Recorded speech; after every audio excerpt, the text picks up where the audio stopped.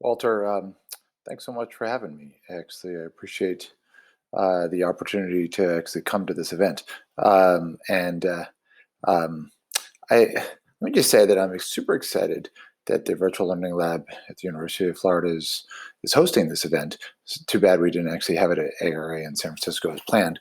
But getting a bunch of platform providers, myself and Infinite Campus and Steve Ritter Carnegie Learning, um, and these others to actually get together and actually share how they can actually run experiments is a great idea.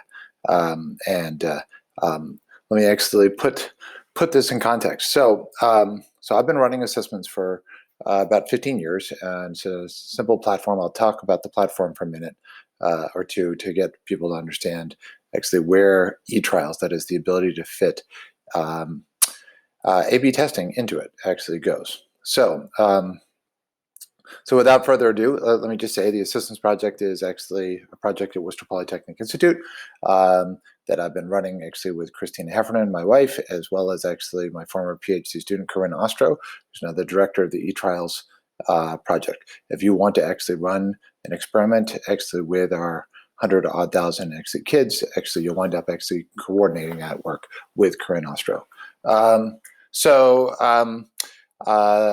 Last year, actually, the Schmidt Family Foundation actually called the Schmidt Futures, as well as actually some others gave us money. So we created the nonprofit foundation known as the ASSISTments Foundation. So this is now joint work between Worcester Polytechnic Institute and this newly formed nonprofit that helps my wife and I give this all away for free. So, so what is Assistments about? Well, this is the team actually, and Christina is actually right next to me, and Corinne Ostro is up in the right behind her, and we're a university project actually focused on giving out assessments. So what is assessments? Well, the name actually assessments actually blends the word assistance, that is for instructional assistance, as well as assessment, that is formative assessment to teachers. So students are assisted actually while actually teachers get assessment, and they use that to then focus their instructional time. There's a map. It's kind of an old map actually already, and particularly old given that actually we have 6,000 teachers made accounts just in March, actually, presumably all due to COVID and the worldwide pandemic. What's a little sad is that actually, while COVID is actually killing people around the world, those people that actually have their studies running inside assessments just saw a huge burst of activity as these 6,000 new teachers start assigning content. And if they're assigning content that actually has your experiment in it, then it will get run. That's how it works here. We don't actually talk teachers into actually running an experiment per se. All right.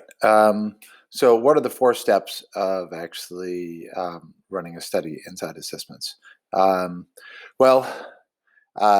talk about the 4 steps a teacher does. A teacher creates an assignment, and then kids get assistance, the teachers get assessment performance, and then typically the teachers analyze the answers together, standing in front of the class and talking about the common wrong answers.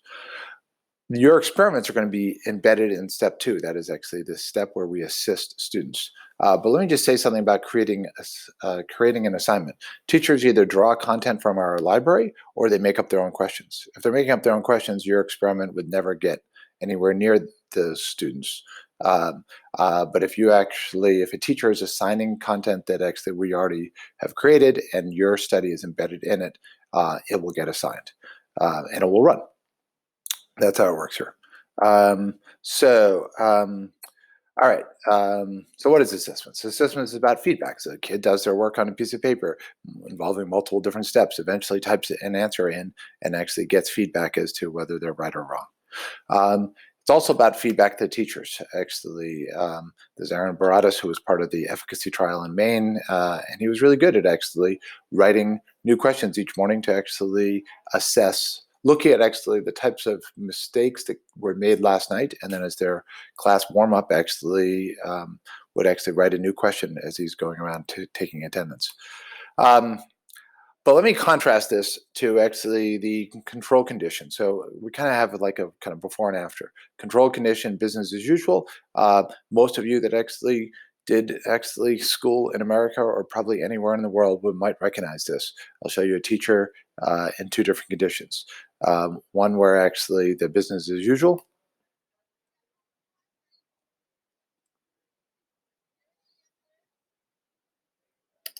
I'll pause.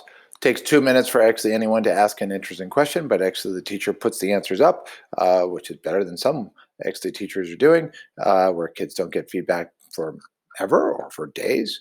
And the experimental condition looks differently. Let me show it to you.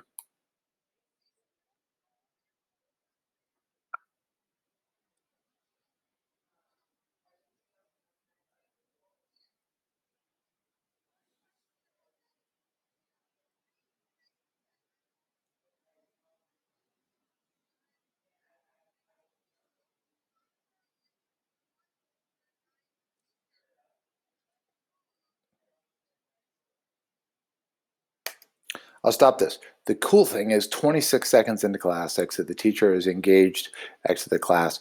Over half of the class made the same error, and she wants to talk about it. That's what assessments actually is all about. The portion of you putting your experiment in will happen in what we call like their nightly homework. So we're not experimenting, we're not offering e-trials to actually let you manipulate what happens with the teacher in their class. But let's find out, does this work? This guy, Jeremy Rochelle, who's holding the book, Show Me the Evidence, actually was at actually SRI at the time, and he was actually funded to do a large-scale randomized controlled trial of assessments. Let me just first say, before we even actually talk about the study that was done by SRI, let's just point out that most randomized controlled trials don't work. Most interventions don't work. That's not a bad thing, but actually, according to this book, actually only a tiny portion of them actually yield reliable and positive results that would get you into, say, for instance, the What Works Clearinghouse or the Evidence for ESSA, actually a value site.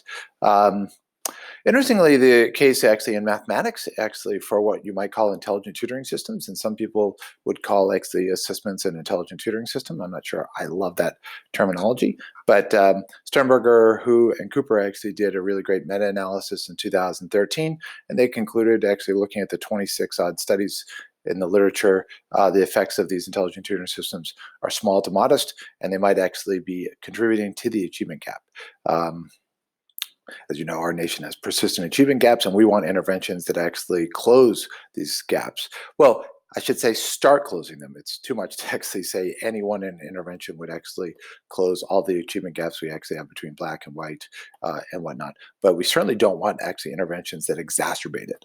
By the way, the What Works Clearinghouse, if you know what that is, actually, there's only a handful of actually reliable interventions actually currently. Due to the study I'm about to tell you about, there's one more.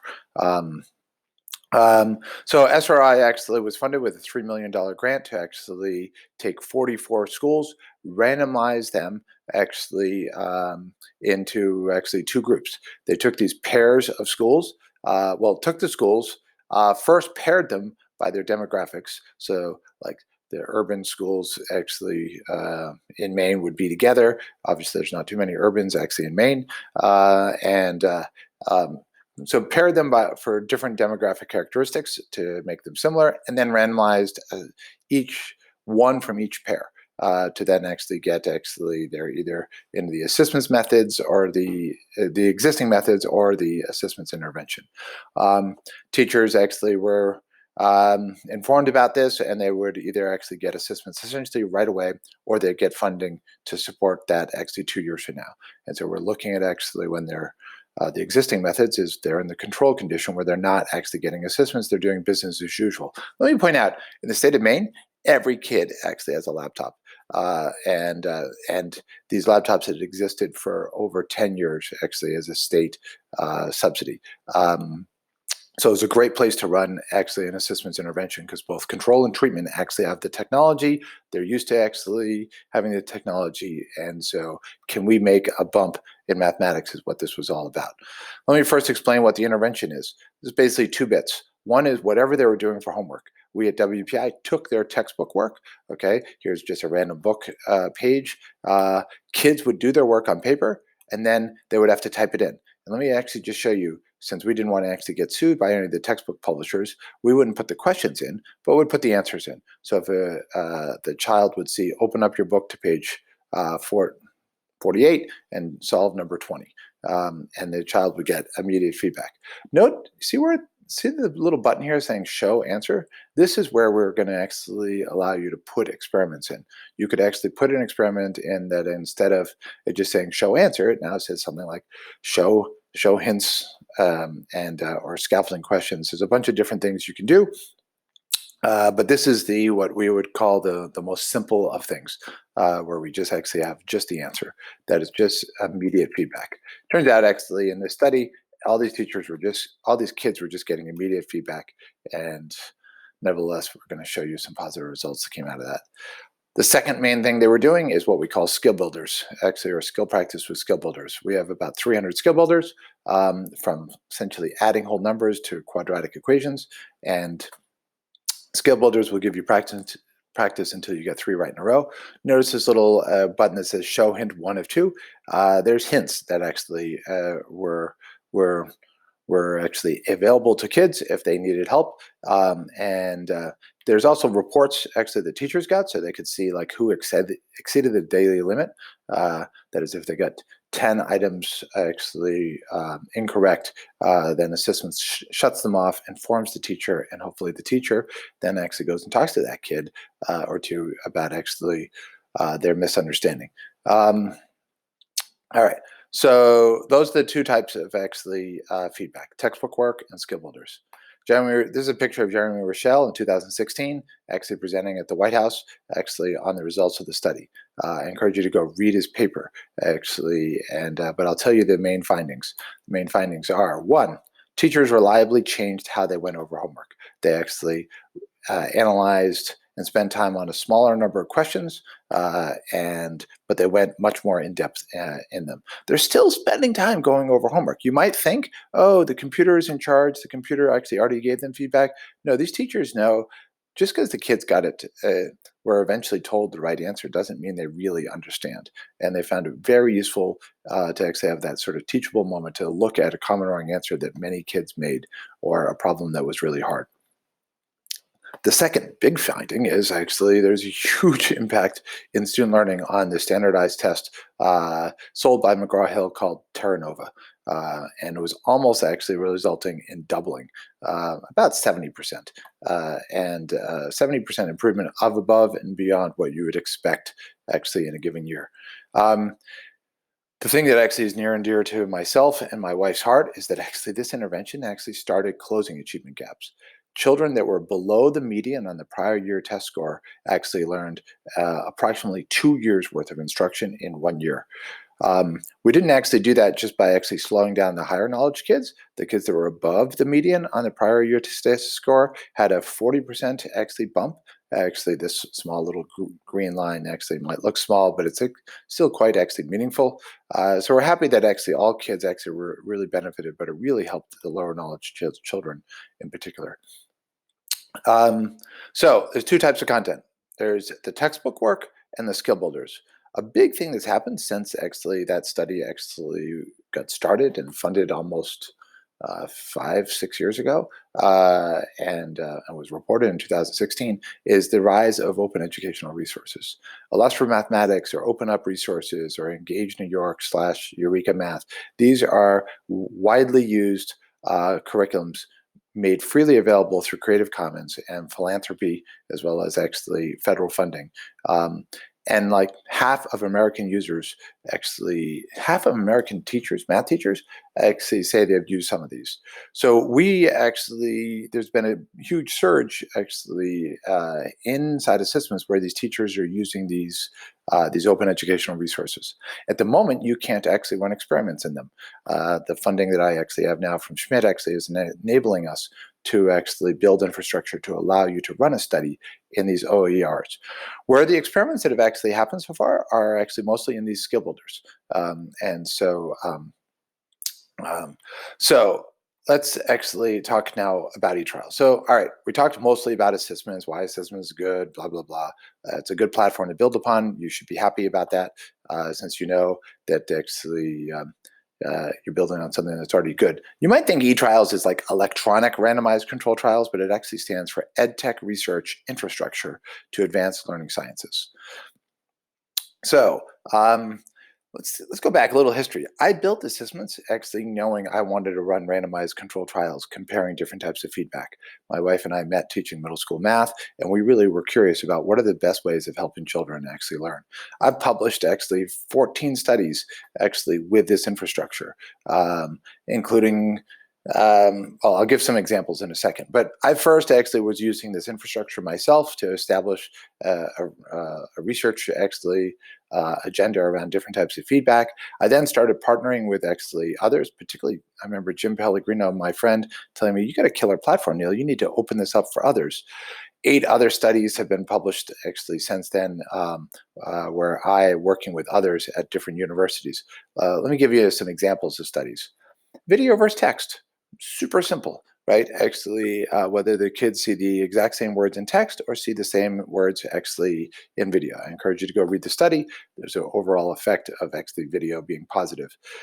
Miss Ostro actually followed that up with a different randomized control trial where she actually manipulated whether kids get a choice on actually video versus text. And the right-hand side, actually, the child was said, hey, do you want video or do you want text?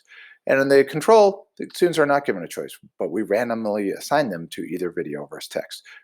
This study, actually, I encourage you to go read it, has a cool effect that actually just the act of giving the choice was good. We know it's not because they made good choices. It's just the autonomy that we gave them. Go read this study. Here's one where we actually manipulated actually a 60-second actually instructional, well, I shouldn't say instructional, a motivational message. One actually inspired by Carol Dweck's actually theories about you are in control. You have it's all about your mindset. You can do it, versus actually a Pekrin. He's a motivational scientist person in Germany, I believe, who actually is all about the value of what's the task value like. And so this video includes stuff like math is valuable. It's going to help you be able to do stuff in life. Bursts of control video, or the absence of a video, that's the control. So as you can see, there's 3, in this case, a randomized control trial between 3 things. I encourage you to go read the study. The Pekrin inspired video actually was the one that actually reduced actually homework and improved homework performance. Where you actually have compared worked examples versus actually scaffolding questions. We actually have this way of actually, if a child gets it wrong, we could break it down into steps. And so there's a lot of stuff that can actually happen inside of there. A few years ago, I actually started publishing, or I started actually requesting funding from NSF and others to actually to build out better infrastructure so that others can run their own studies without me having to be involved. There was just more interest in actually being able to run studies, and it's not like I deserve credit for everyone's ideas just because we run them inside ASSISTments. So I'm super excited that we have now 5 studies that have actually completed the whole cycle. I think we have about 10 on the platform, but not all of them actually got into publication. Let me highlight Emily Fife. She was the first actually person to run a study. I think at the time she was just finishing the Vanderbilt as a PhD student. She's now actually faculty, I think in Indiana. Anyway, she ran a nice randomized control trial. And the big thing about this is my name's not on it. I'm really happy to be kind of the midwife to actually good science here. Emily actually had an hypothesis about actually which types of kids would benefit from feedback. I'll encourage you to go read the paper. If you actually want to run a study, there's a bunch of things you actually have to do. You actually have to agree to pre-register your study. If you don't know about the replication crisis actually in psychology, read up on that, please. But we get you to pre-register your study and with your analysis plan, typically actually at the Open Science Foundation, though there's other pre-registration places. You agree to some terms of use according that our IRB actually demands. You're not using this to actually evaluate a commercial product. You're actually agreeing not to try to de-anonymize the data. And so some privacy concerns there. We, of course, don't tell you any actually kids' names or anything personally identifiable, but so I'm super excited to actually say 34 different papers have been written by others using our data sets. So what your stuff will get released. So if you run a randomized control trial, everyone will be able to see exactly what that was. And I think it's super important for open science, open data, open materials for science, the science of learning to actually improve. So more recently, Ryan Baker and I have actually created and been funded by the National Science Foundation to actually start running experiments inside the University of Pennsylvania's actually massively open online courses, otherwise known as MOOCs. So I'm super excited that actually one of those studies is running right now in one of these UPenn MOOC classes. And for this grant, we plan on running many, many more.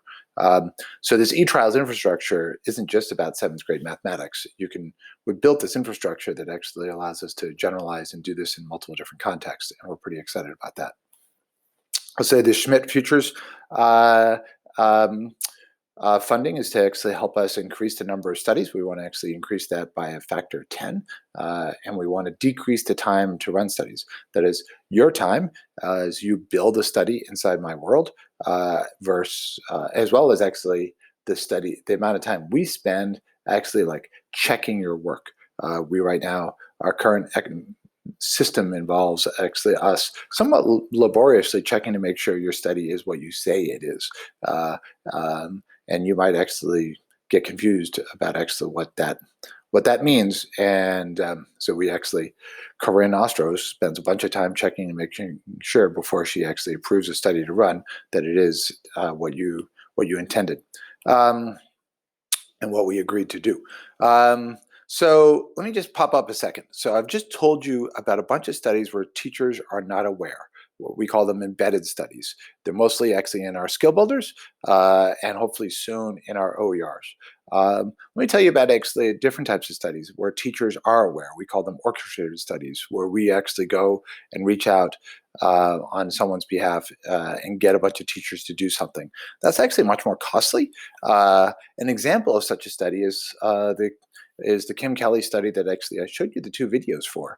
That was with me and some others, including Susan Goldman and Jim Pellegrino at the University of Illinois, where we had a lot of work because we actually had to go into this teacher's class and take half the kids that were randomized into the control condition and actually kind of remove them so the teacher could go over the homework in one way and then bring those kids back, swap them, and have them go over the homework a different way. Those are embedded studies, and those are actually costly to do.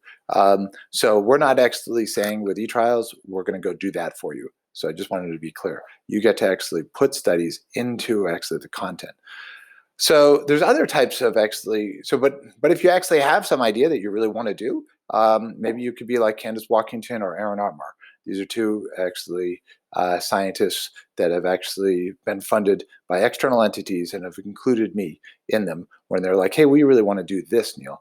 Candace Walkington, for instance, actually had data that suggested that actually if students are given math problems that actually relate to their things they really care about, like for instance, in a vocational school, if you're in the auto repair versus health versus cosmetology, your math questions would be different.